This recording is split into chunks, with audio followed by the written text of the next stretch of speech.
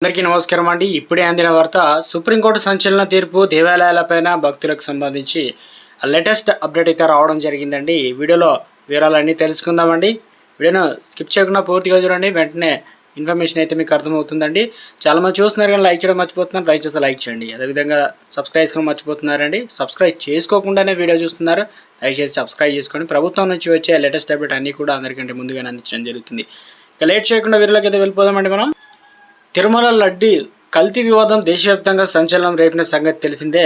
లడ్డూ తయారీలో జంతు కొవ్వు కలిపారని సీఎం చంద్రబాబు చేసిన ఆరోపణలపైన వాస్తవాలను నిగ్గు తేల్చేందుకు కమిటీ ఏర్పాటు చేయాలని బీజేపీ సీనియర్ నేత సుబ్రహ్మణ్య స్వామి, ఎంపీ వైవి సుబ్బారెడ్డి సహా పలువురు పిటిషన్లు అయితే వేశారు. సుప్రీంకోర్టు విశ్రాంత న్యాయమూర్తి నేతృత్వంలో స్వతంత్ర దర్యాప్తు జరపాలని ఎంపీ వైవి సుబ్బారెడ్డి అభ్యర్థించారు.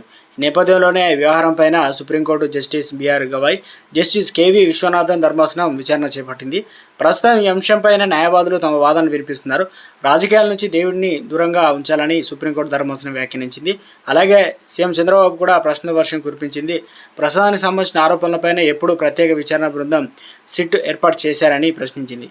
ఎలాంటి విచారణ లేకుండా మీడియా ఎలా స్టేట్మెంట్ ఇస్తారంటూ నిలదీసింది. అయితే ఇటీవల లడ్డు వివాదంపై సిట్ ఏర్పాటు చేశామని కూడా ప్రభుత్వ లాయర్ వెల్లడించారు.